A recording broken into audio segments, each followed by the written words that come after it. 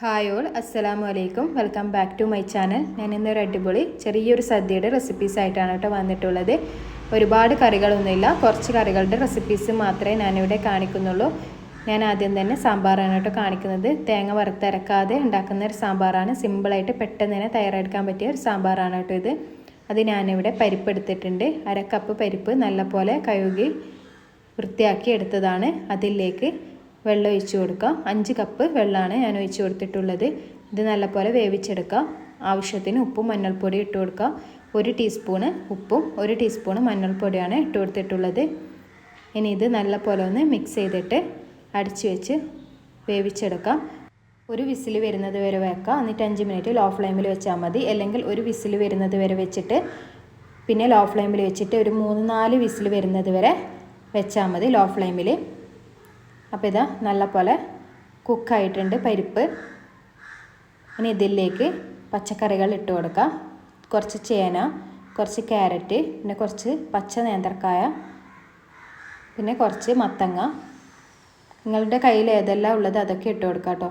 എൻ്റെ കയ്യിലുള്ളത് മാത്രമാണ് ഞാനിപ്പോൾ ഇട്ട് കൊടുക്കുന്നത്. പിന്നെ 2 ചെറിയ തക്കാളി,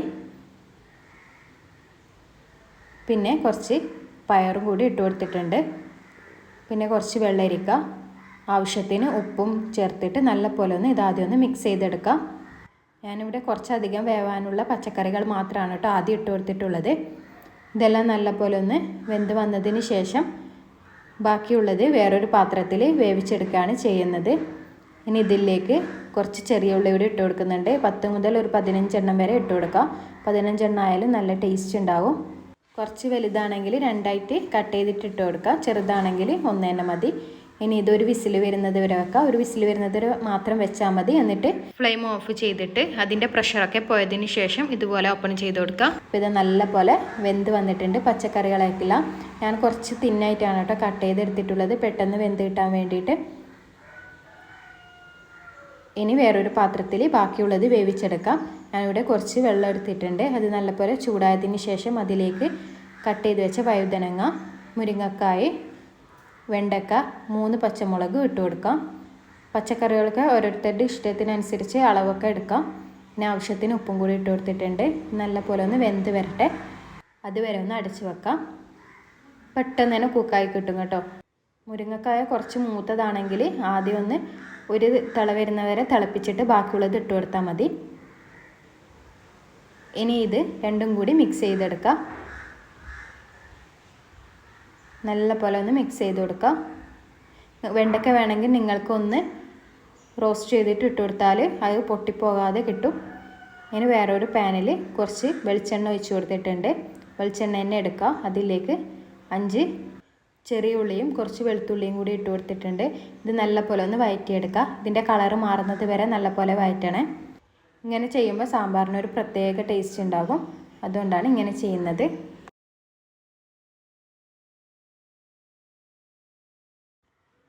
അപ്പോൾ ഇതൊക്കെ നല്ലപോലെ കളറ് ചേഞ്ച് ആയിട്ടുണ്ട്. ഇനി ഇതിലേക്ക് പൊടികൾ ഇട്ട് കൊടുക്കുക. ആദ്യം 1 ടീസ്പൂണ് മല്ലിപ്പൊടിയും 1 ടീസ്പൂണ് മുളക് പൊടി ഇട്ട് കൊടുത്ത് നല്ലപോലെ ഒന്ന് മിക്സ് ചെയ്തെടുക്കാം. ഇതിൻ്റെ പച്ചമണം മാറുന്നത് വരെ നല്ലപോലെ ഒന്ന് മിക്സ് ചെയ്യാം.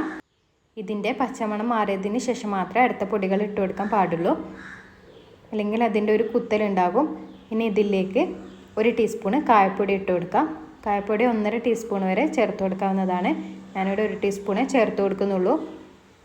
അതൊന്ന് ജസ്റ്റ് ഒന്ന് മിക്സ് ചെയ്തതിന് ശേഷം ഇതിലേക്ക് മസാലപ്പൊടി ഇട്ട് കൊടുക്കാം. നമ്മുടെ സാമ്പാർ പൊടി 3 ടേബിൾ സ്പൂണ് സാമ്പാർ പൊടിയാണ് ഞാൻ ഇട്ട് കൊടുക്കുന്നത്. ഇനി ഇതെല്ലാം കൂടി നല്ലപോലെ ഒന്ന് മിക്സ് ചെയ്യാം. 1 മിനിറ്റ് ഒന്ന് മിക്സ് ചെയ്താൽ മാത്രം മതി.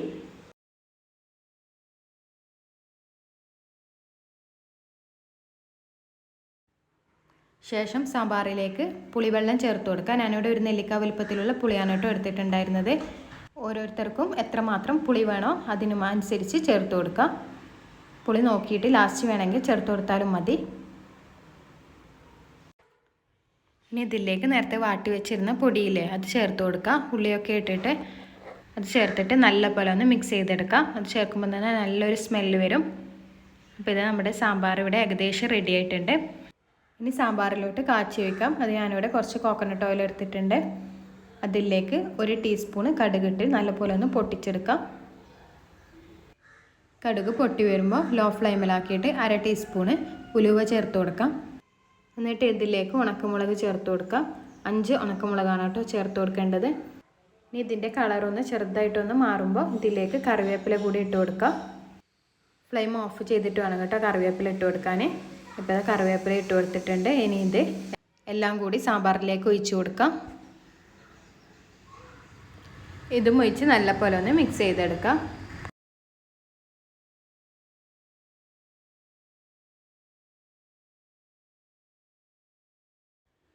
ലാസ്റ്റ് കുറച്ച് മല്ലിയില കൂടി ഇട്ട് കൊടുക്കുന്നുണ്ട്. നല്ലൊരു ഫ്ലേവർ കിട്ടാൻ വേണ്ടിയിട്ടാണ്. നല്ല ടേസ്റ്റാണ് കേട്ടോ മല്ലിയില ഇട്ട് കൊടുത്താൽ.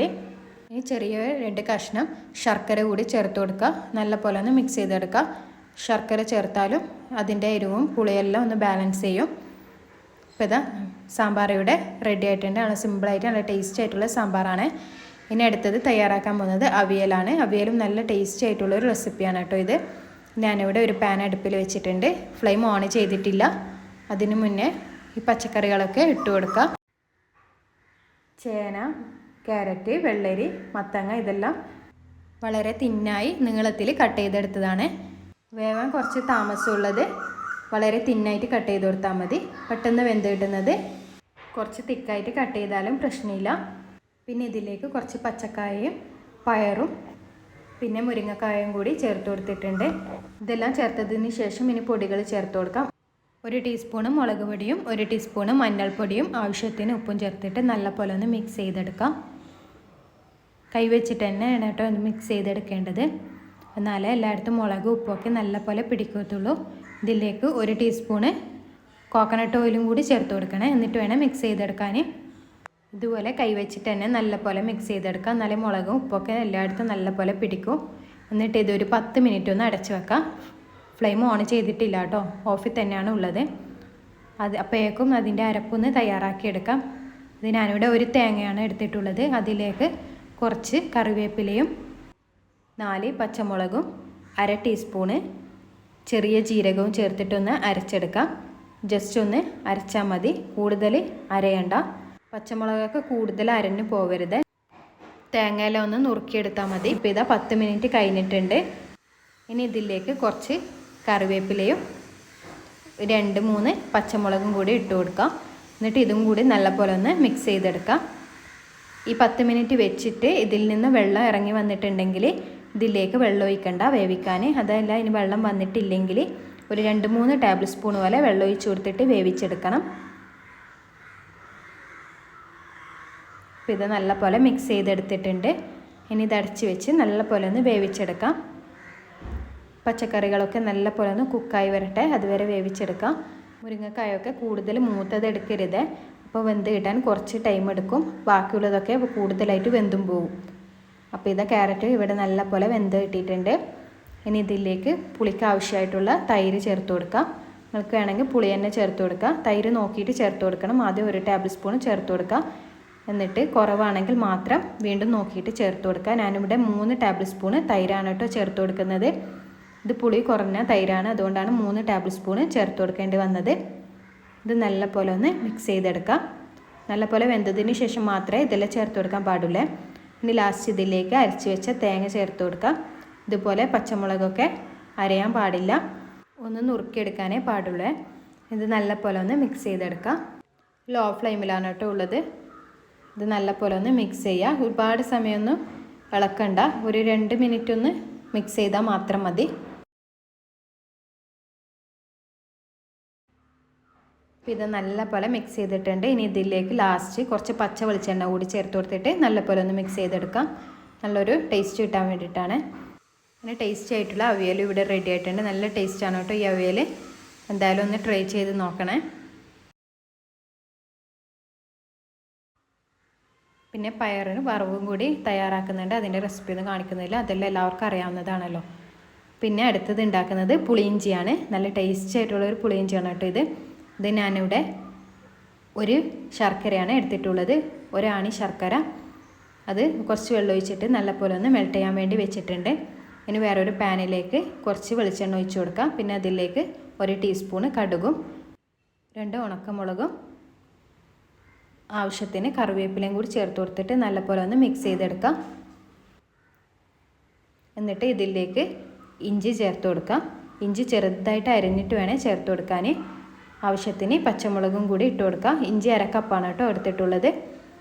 ചെറിയ പീസാക്കിയിട്ട് കട്ട് ചെയ്തെടുക്കുക, എന്നാലേ പുളിയിഞ്ചി കഴിക്കുമ്പോൾ അത് കടിക്കാതെ ഇരിക്കും. ആവശ്യത്തിന് പച്ചമുളകും കൂടി ഇട്ട് കൊടുത്തിട്ടുണ്ട്. ഒരു 3-4 പച്ചമുളക് മതിയാകും. എരിവ് നോക്കിയിട്ട് ചേർത്ത് കൊടുക്കുക.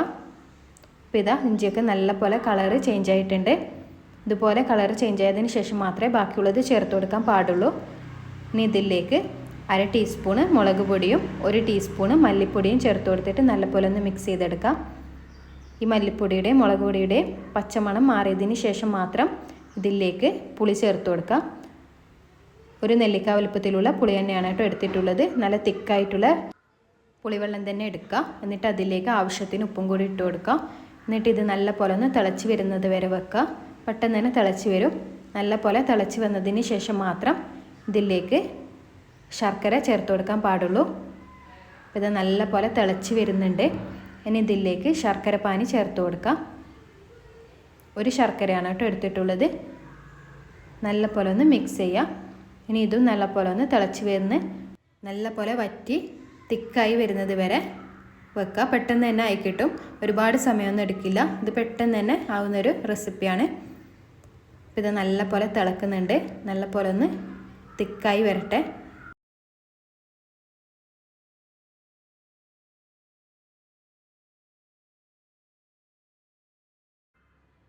ഇപ്പോൾ ഇത് നല്ലപോലെ തിക്കായി വന്നിട്ടുണ്ട്. ഇനി ഇത് ഫ്ലെയിം ഓഫ് ചെയ്യുക. തണുക്കുമ്പോൾ കുറച്ചും കൂടി തിക്കാവും. അങ്ങനെ പുളിയിഞ്ചി ഇവിടെ റെഡി ആയിട്ടുണ്ട്. ഇനി അടുത്തത് മോര് കറിയാണ്. മോര് കറിയും ഈസി ആയിട്ടുള്ളൊരു റെസിപ്പിയാണ്. പെട്ടെന്ന് തന്നെ തയ്യാറാക്കി എടുക്കാൻ പറ്റുന്ന ഒരു റെസിപ്പിയാണ് കേട്ടോ ഞാൻ കാണിക്കുന്നത്. അത് ഞാനിവിടെ ഒരു പാക്കറ്റ് തൈര് എടുത്തിട്ടുണ്ട്. അതിലേക്ക് 4 പച്ചമുളകും കുറച്ച് കറിവേപ്പിലയും ആവശ്യത്തിന് ഉപ്പും കൂടി ഇട്ട് കൊടുത്തിട്ടുണ്ട്. അത് എന്നിട്ട് ഒന്ന് ജസ്റ്റ് ഒന്ന് അടിച്ചെടുക്കാം. എന്നിട്ട് വേറെ ഒരു പാനിൽ കുറച്ച് വെളിച്ചെണ്ണ ഒഴിച്ച് കൊടുക്കാം. അതിലേക്ക് കടുകും വറ്റൽമുളകും കറിവേപ്പിലയും കൂടി ഇട്ട് കൊടുത്തിട്ട് ഒന്ന് വഴറ്റിയെടുക്കുക. അതിലേക്ക് നമ്മുടെ തൈര് അടിച്ച് വെച്ചത് ഒഴിച്ച് കൊടുക്കുക. തൈരൊന്ന് ജസ്റ്റ് ഒന്ന് അടിച്ചെടുത്താൽ മാത്രം മതി. കുറേ സമയം ഇട്ട് അടിക്കൊന്നും വേണ്ട. കുറച്ച് വെള്ളം കൂടി ചേർത്ത് കൊടുത്തിട്ടുണ്ട്. ആവശ്യത്തിന് നോക്കിയിട്ട് ചേർത്ത് കൊടുക്കുക. നല്ലപോലെ ഒന്ന് മിക്സ് ചെയ്യുക.